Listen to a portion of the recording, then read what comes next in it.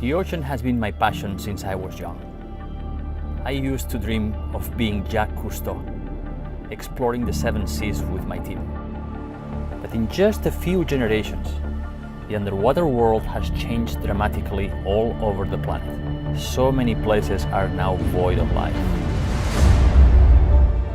Our destruction of the natural world isn't just happening underwater. What can take millennia to create can be destroyed in hours. The consequences for us are dire, far-reaching, and often unexpected.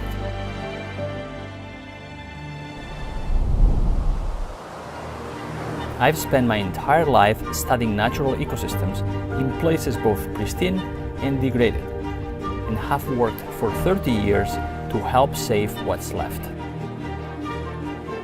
We have doubled the total area protected in the ocean.